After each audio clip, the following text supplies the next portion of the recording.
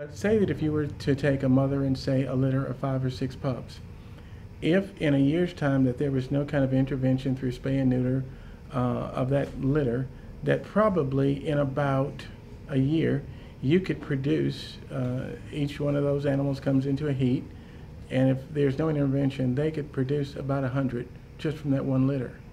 And if you look at, there's so many litters around, you multiply that by about, say, 100, and you can have a very big problem very fast. When you consider that one female dog can produce 2 litters a year of anywhere from 6 to 10 puppies, and those 6 to 10 puppies, you know, let's say a female dog produces 12 puppies a year, low end. By the time those 12 puppies are 6 months old, they can get pregnant.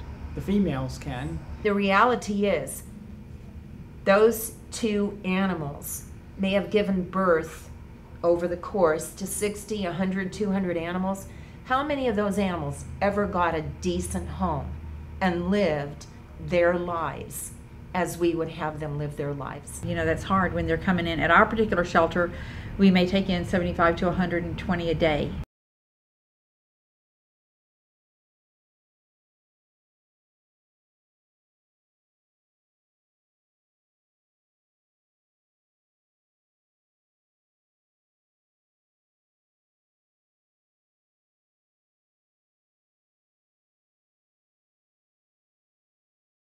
In June and July, our busiest months, and that's on top of the 150 we already have in our shelter. So when you're talking about those numbers coming in every day, we've got 2 choices. We euthanize the surplus, or we close our door and say, sorry, full.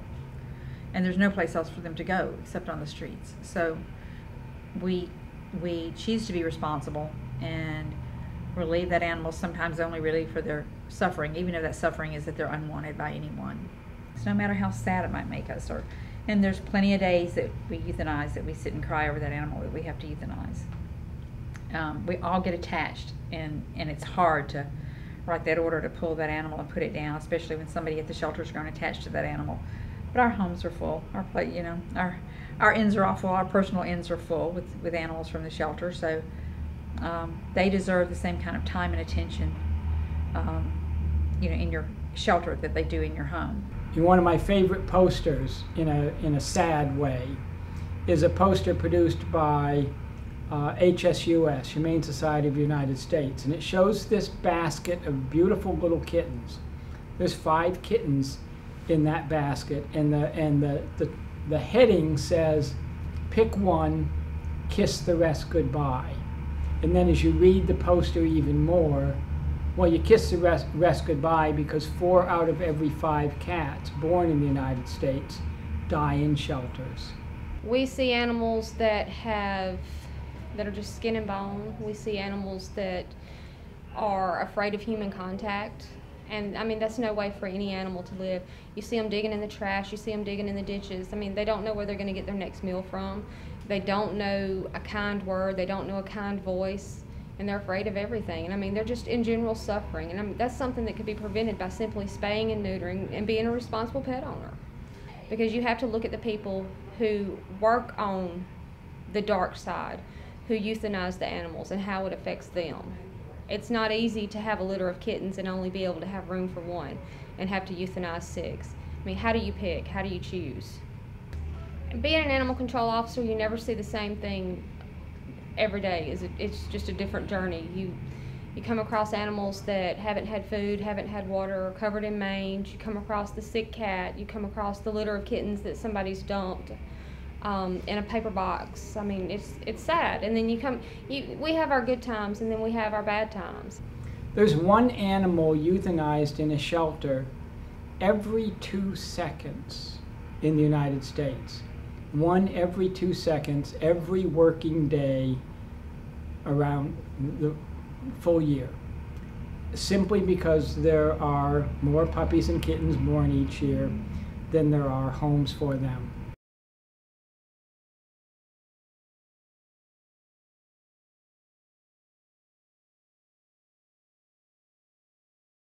For those individuals who have a closed mind to spaying and neutering, they're choosing euthanasia for those pets and those generations rather than life. If you're not spaying and neutering your personal pet at home and encouraging all your friends and family to spay and neuter their pet, you are not part of the solution. You are indeed at the core of the very problem that we battle every day. You know, I hear statistics all the time about how many animals are killed in shelters. Death bothers me. Suffering bothers me much, much worse. When I find a bucket of puppies on our road that someone has left, and by the time we find them, it's hot, and they are succumbing to the heat, and it's too late to save them. When we have somebody drop off 3 puppies in front of our sanctuary, and before we can get to them, one of them is snake bit, and the other 2 run off because they hear all the barking. They're not going to come up, they're going to run away. We never saw those puppies again. If you have a problem with stray dogs and cats, it is a quality of life issue.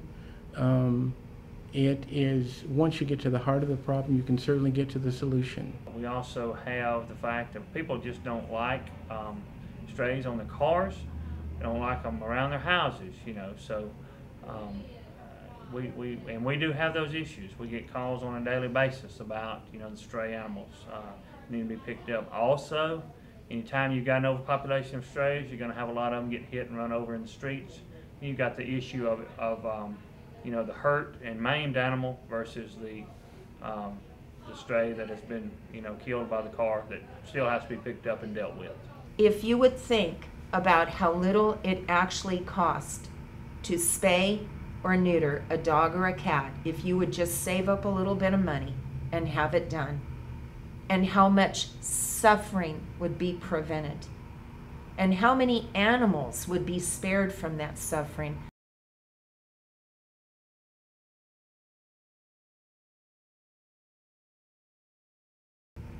We have got to have spay and neuter. We have got to prevent the disease of overpopulation. We can't remedy it. We can only prevent it. Mississippi Spay and Neuter really wants to help the shelters in that they want to stop the flow of the unwanted kittens and puppies that enter in the shelter every year. So that is our first goal, is to stop that flow. And the second goal is to educate the community about spay and neuter. And we would hopefully have people find a low-cost spay and neuter clinic like ourselves, or they could, of course, work with their local veterinarian to get a reduced price. I mean, the reality is Mississippi Span is a groundbreaking foundation for the future of spay and neuter in Mississippi, and maybe in this entire region. There is no other organization that is doing what they're doing, but others are wanting to join, and they don't need to recreate the wheel. We all need to come on board and make this a successful effort. This is certainly a mission that I really believe in, because, and there are other groups around that have different, you know, similar missions regarding, you know, animals. But we have to, it's very clear in my mind that we need to control the population rate. We want to promote responsible pet ownership. Mississippi Spay and Neuter came and began talking with me several months ago about the possibility of bringing a clinic to this town. We are definitely in need of the services this clinic renders. Mississippi Span is extremely involved and totally dedicated towards increasing the numbers of spays and neuters performed, which thereby decrease the number of litters of puppies and kittens which are born, which decrease the number of animals admitted to shelters, which decrease the number of euthanasias. We just need to convince our Board of Supervisors that if animals were spayed and neutered, we wouldn't be spending all that much money on animal control. And they wouldn't be getting all the complaints they're getting. And people would be a lot happier. You know, the people who actually care about animals, I mean, they can understand the suffering that it's going to prevent. But we have to get people to understand how it's going to save dollars too. And in the communities where there is no animal control, so they're not going to be saving any money, Believe me, they're getting complaints every day. The sheriff's department is getting complaints every day. I think we need to educate. We need to have it in the schools. We need to talk about what happens. We're almost like a throwaway society. We have a dog or a cat that we don't want anymore. It grew up, it got too big. It's not what we want. We just decide that we don't want it anymore. I think we need to educate the value of that animal. I mean, how much life means to them. Spaying and neutering will not make your pet fat and lazy. That comes from owners overfeeding. With male cats and dogs, it will reduce the risk of prostate cancer and different disorders. A lot of times people may think that if they have their male dog neutered, it'll take away his hunting instincts. That's not true. It'll actually help him be a better hunter because he won't be distracted by the different female hormones, or not as likely to want to, you know, maybe tussle with another male dog or something like that. So they've run voucher programs. They have a small mobile veterinary clinic they take into areas and do targeted spay-neuter. It's called the Little Fix Rig. It's simply getting the word out that there is affordable spay and neuter and getting people to think about the alternatives. I spend so much money and I have a neighbor's dog spayed or neutered, or I have my dog spayed or neutered, or I donate money for a spay or a neuter, and that many animal lives are saved. Msspan, with all of the animals they've spayed and neutered over the past several years, has, if not reduced intake in shelters, they have decreased the increase in intake in shelters. They have prevented a significant number of animals from ever being surrendered to shelters. I think we need to educate the value of that animal, the value of that animal, the value of that animal.